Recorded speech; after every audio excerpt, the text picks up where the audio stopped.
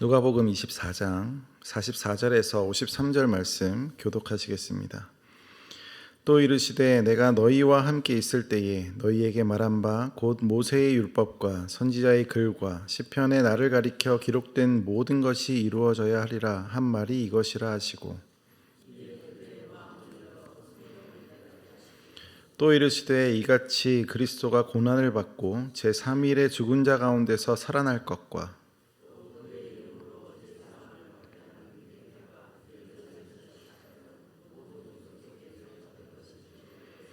너희는 이 모든 일의 증인이라.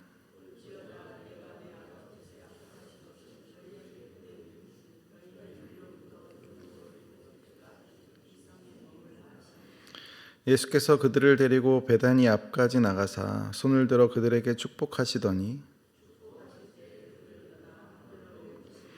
그들이 그에게 경배하고 큰 기쁨으로 예루살렘에 돌아가. 아멘. 엠마오를 향해 가던 두 사람이 있었습니다. 그 두 사람은 예수님께서 십자가에 달려 죽으셨을 때 그것으로 슬퍼하여 엠마오로 가고 있었습니다. 예수님이 이스라엘을 구원할 자라고 생각했고 기대했고 소망했지만 십자가에 처형당하셨기 때문에 낙담하고 실망했습니다. 예수님께서 살아나셨다라는 소식을 듣기는 했지만 예수님을 본 자도 있었고 보지 못한 자도 있었기 때문에 그들은 그저 헛소문이었나 생각했을지 모릅니다. 그때 부활하신 예수님이 그들과 함께 걸어가십니다. 그리고 그들에게 무슨 말을 하는지 물어보시고 그들의 생각을 듣습니다. 그리고 그 두 사람에게 이렇게 말씀하십니다. 24장 25절에 이르시되 미련하고 선지자들이 말한 모든 것을 마음에 더디 믿는 자들이여. 선지자들이 말한 모든 것을 믿는 마음이 무딘 미련한 자들이라고 말합니다. 그들은 선지자들이 예언한 것을 믿지 않는다라고 예수님께서 말씀하시죠. 구약 성경이 그들에게 말씀한 내용을 믿지 못하는 자들이라고 말씀하십니다. 구약 성경에서는 많은 구절들이 메시아의 고난과 또한 영광을 말합니다. 그러나 그들의 마음 가운데는 아직 그것을 믿는 믿음이 부족합니다. 그래서 그들을 향하여 더디 믿는 자들이라고 말씀하셨습니다. 그 이후 11제자와 그들과 함께 있었던 자들에게 부활의 몸으로 나타나십니다. 부활하신 것을 제자들이 확인하고 나서야 그제서야 그들은 기뻐합니다. 너무 기쁘지만 성경은 뭐라고 얘기하냐? 그들은 기뻐하지만 아직 여전히 믿지 못하고 놀랍게 여겼다. 그렇게 놀랍게 여길 그때에 예수님께서는 그들에게 그들의 마음을 열어 성경을 깨닫게 하십니다. 오늘 본문 44절 45절입니다. 또 이르시되 내가 너희와 함께 있을 때에 너희에게 말한 바 곧 모세의 율법과 선지자의 글과 시편에 나를 가리켜 기록된 모든 것이 이루어져야 하리라 한 말이 이것이라 하시고 이에 그들의 마음을 열어 성경을 깨닫게 하시고. 예수님께서 분명히 말씀하십니다. 이전에 제자들과 함께 있을 때에 내가 이미 너희에게 말하였다. 곧 모세의 율법과 선지자의 글과 시편에서 예수님을 가리켜 기록된 것들, 그것들이 모든 것들이 이루어져야 한다라고 말씀하셨습니다. 여기서 모세의 율법은 모세오경을 뜻합니다. 선지자의 글은 선지서를 뜻하고 시편은 시가서를 뜻할 겁니다. 그러니 이 표현은 구약 성경 전체를 가리켜 예수님께서 말씀하시는 겁니다. 구약 성경 전체에서 메시아와 관련된 예수 그리스도를 가리켜 모든 것들이 이루어져야 할 것을 이미 예수님께서 공생에 사역하시는 중에 말씀하셨습니다. 우리는 예수님께서 이미 그것들을 말씀하셨고 예수님께서 어떠한 것들이 나를 가리켜 말하는 것들인지 또한 바울을 통하여서 베드로를 통하여서 많은 신약 성경의 기자들을 통하여서 계시 속에 감추어져 있던 메시아에 대한 것들, 그것들이 확실하게 드러났던 내용들을 우리는 알고 있습니다. 예수님에 대한 계시들이 어떤 모습으로 감추어져 있는지, 그리고 구약 성경의 메시지가 어떻게 그리스도와 연결되는지를 우리는 구약 성경을 통해, 그들의 이야기를 통해 밝혀내는 작업들을 접합니다. 그래서 창세기에 아담과 하와가 죄를 범하자마자 그들을 구원할 자로 등장한 여자의 후손이 과연 누구인지, 우리는 예수님으로 말미암아 확실하게 밝혀진 계시의 진리를 통해 그 여자의 후손이 예수님이라는 사실을 알고 있습니다. 아브라함에게 약속한 자손이 많은 자손이라고 말하지 않고 한 사람을 가리켜 그리스도라고 한다는 것을 우리는 알고 있습니다. 모세와 같은 선지자, 모세보다 더 뛰어난 선지자로서 예수님이 다윗의 후손이면서 동시에 다윗의 주님이 되시는 예수님이 메시아라는 사실을 우리는 이미 알고 있습니다. 유대교 신앙에 의하면 메시아는 종말에 이상적인 통치와 소망을 가져다 줄 인물로 등장합니다. 그러니 우리가 흔히 알고 있듯이 유대인들이 기대하고 있던 메시아는 정치적인 메시아, 그들의 왕국을 회복시키고 다스릴 존재로서의 메시아를 기다리고 있었습니다. 제자들이 낙심하고 슬퍼했던 그 이유는 바로 그들이 믿는 유대교 신앙 안에는 고난받는 메시아의 개념이 없었기 때문입니다. 그들의 생각 속에서는 메시아는 고난받을 자로 생각하지 않았습니다. 고난받는 메시아를 기대한 것이 아니라 그들에게 자유와 승리를 주시는 정치적인 메시아를 기대했기 때문에 낙담하고 슬퍼합니다. 그래서 그들은 예수님께서 십자가에 죽었다는 그 사실 자체만으로 믿기를 더디할 수밖에 없었습니다. 기존에 그들이 가지고 있던 세계관이 믿음을 방해하고 있기 때문이죠. 그러나 예수님은 구약 성경이 말하고 있는 바를 그들의 마음을 열어 깨닫게 하십니다. 예수님이 부활하시기 전에, 그들의 마음을 여시기 전에 그들은 성경의 가르침, 구약 성경의 가르침을 제대로 깨닫지 못했습니다. 그러나 예수님께서 그들의 마음을 여시고 그들에게 구약 성경이 말하고 있는, 구약 성경에서 나타난 하나님의 계획과 약속을 분명히 이해시키십니다.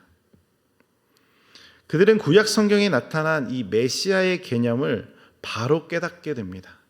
그리고 그 가운데서 그들은 하나님의 놀라운 계획을 명백하게 알게 됩니다. 하나님께서 계획하신 것이 무엇인지, 하나님께서 창세기부터 이야기하셨던 하나님의 놀라운 계획이 무엇이었는지 제자들은 비로소 깨닫게 됩니다. 하나님의 큰 그림과 하나님의 거대한 구원 계획을 바르게 깨닫는 제자들. 그렇다면 하나님의 그 거대한 큰 계획은 무엇이냐? 46절입니다. 같이 함께 읽겠습니다. 시작. 또 이르시되 이같이 그리스도가 고난을 받고 제3일에 죽은 자 가운데서 살아날 것과, 그리스도가 고난을 받고 제3일에 죽은 자 가운데서 살아날 것, 그것이 하나님의 계획입니다. 그들은 현재 하나님의 계획을 마주하고 있죠. 현재 부활하신 예수님을 만나 경험한 일을 겪고 있습니다. 하나님의 계획 가운데 이미 이루어진 사실, 눈앞에 실시간으로 경험하고 있습니다. 구약 성경에서 예언하고 약속한 것들 가운데 이미 이루어진 하나님의 계획, 메시아가 태어나셨고 메시아가 고난 가운데 그리고 영광을 취하셨습니다. 그리고 이제 이루어져야 할 하나님의 계획을 또한 듣습니다. 47절입니다. 함께 읽습니다. 시작. 또 그의 이름으로 죄사함을 받게 하는 회개가 예루살렘에서 시작하여 모든 족속에게 전파될 것이 기록되었으니. 여기서 이름이라고 하는 표현은 하나님의 권위를 나타냅니다. 하나님의 그 권위가 바로 그의 이름, 곧 예수의 이름에게 주어졌다는 뜻이 됩니다.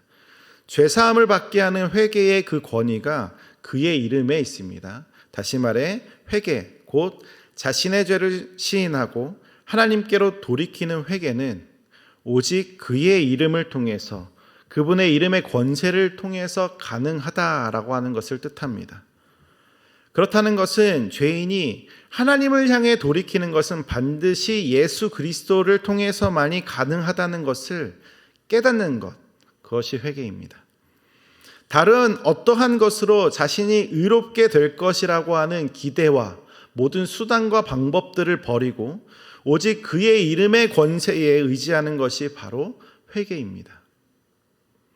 자신이 하나님을 이제껏 어떻게 생각했든지, 자신이 어떤 방식으로 이제껏 하나님을 믿고 따랐던지와 상관없이 그의 이름을 통해서만이, 예수 그리스도의 죽으심과 부활하심 가운데 이루어진 그 약속의 분명함과 확실성을 통해서만이 구원이 가능하다는 사실, 그것을 믿는 것이 회개입니다.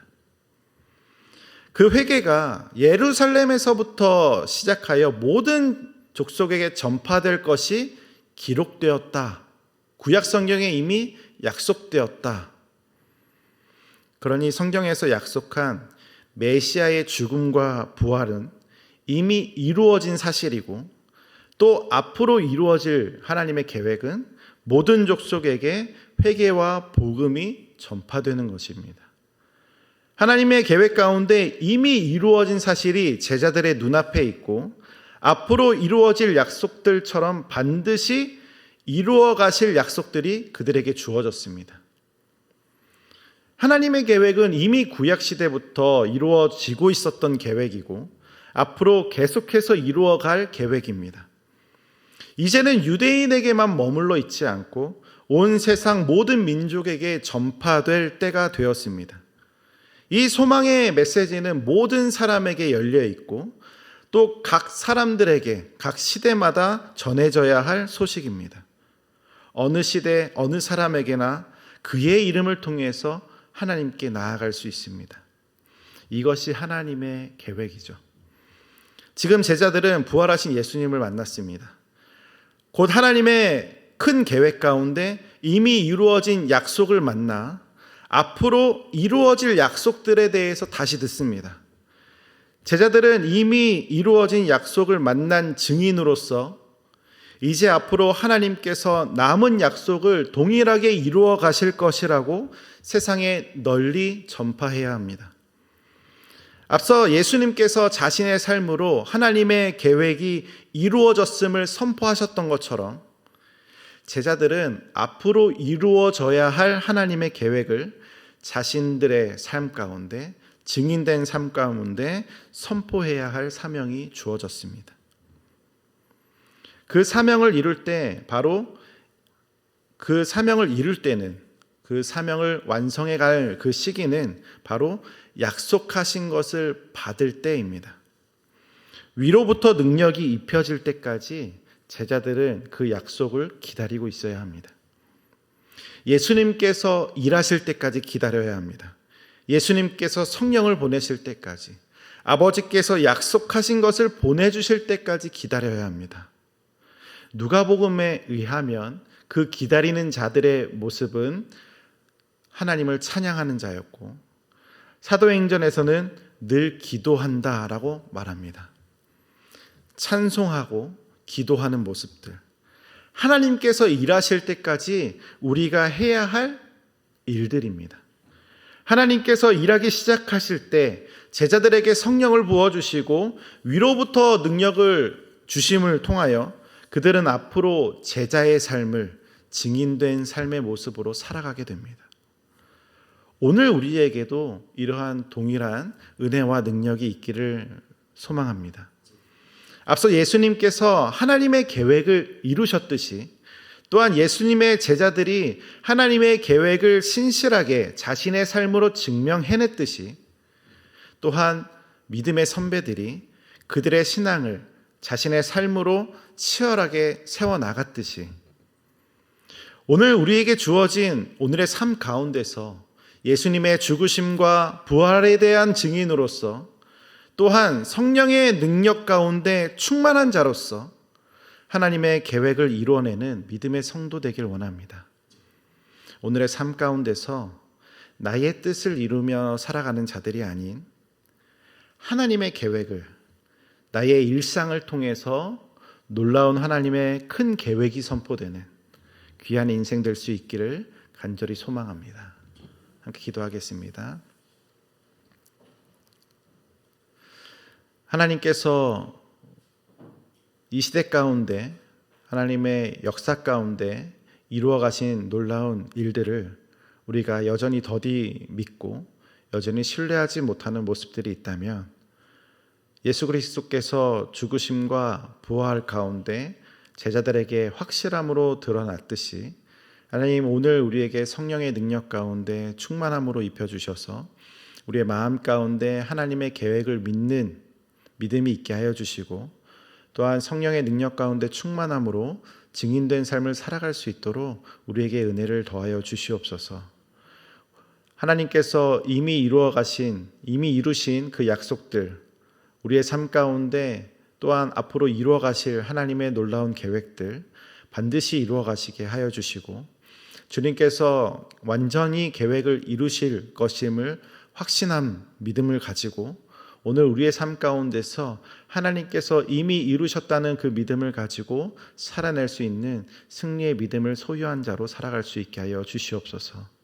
우리의 삶 가운데서 하나님께서 놀라운 계획들을 이루어 가실 거라고 선포하는 자들의 삶으로 살아갈 수 있게 하여 주시고 성령의 충만함 가운데 온전한 믿음으로 살아내는 믿음의 성도 될 수 있도록 인도하여 주시옵소서.